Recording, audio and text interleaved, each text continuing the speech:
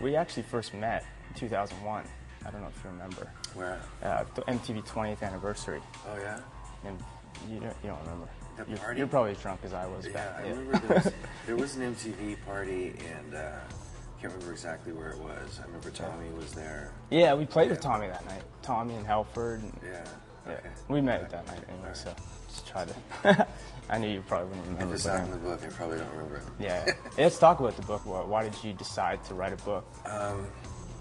Well, what happened was, I've been approached about doing a book a bunch of times and had absolutely no interest in doing it. Didn't like the idea of it. Thought it was, for A, too final, to B, too self-involved and self-indulgent, and C, who gives a shit, Yeah.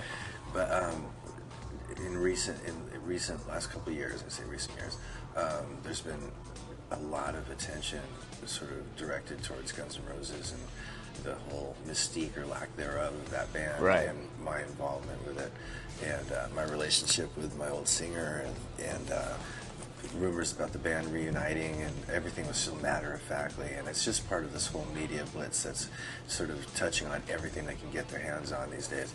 And I just got so overwhelmed with it, and finally got to a point where just doing regular press wasn't really helping. It was just making it worse. So I figured the best avenue I could take would to be just to write it down. Set it straight kind of thing. Do you get sick of talking about Guns N' Roses now?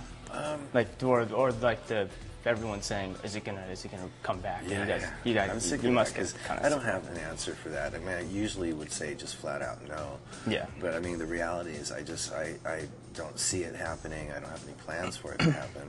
If somebody asks if you're going to get back together tomorrow, I'd say definitely not. Yeah. You know, As of right now, yeah. Yeah. Were you scared that when you formed Velvet Revolver that people wanted a Guns N' Roses Part 2? It wasn't really an issue. I think one of the conscious things that we didn't want to get a singer that sounded reminiscent of that. Yeah.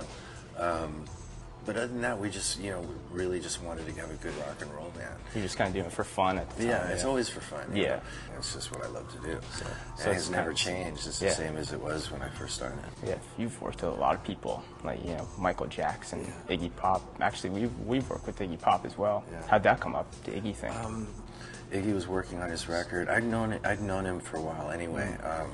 He knew David and knew my mom, and so we've known each other ever since I was a kid. Yeah.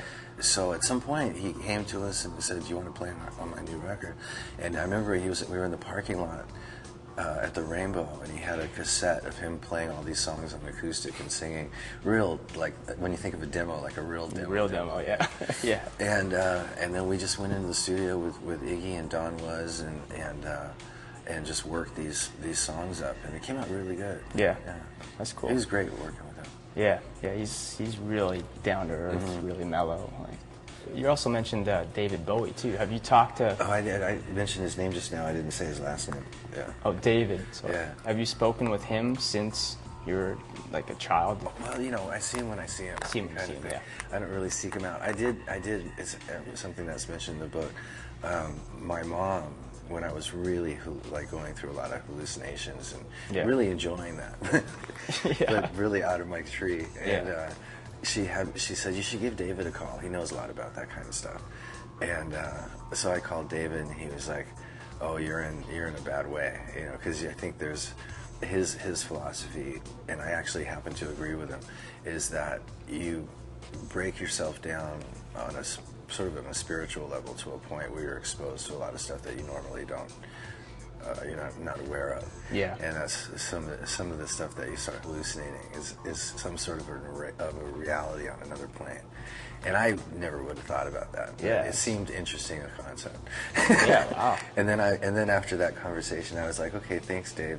And then I kept doing what I was doing. Yeah. Yeah. Right.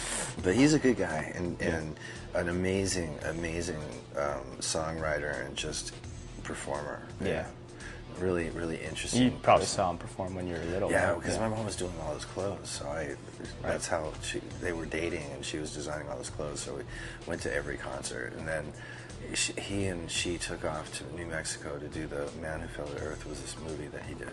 Yeah. And so then they really hooked up for a while. Yeah. And then eventually, like all rock and roll relationships, it sort of ended. Yeah.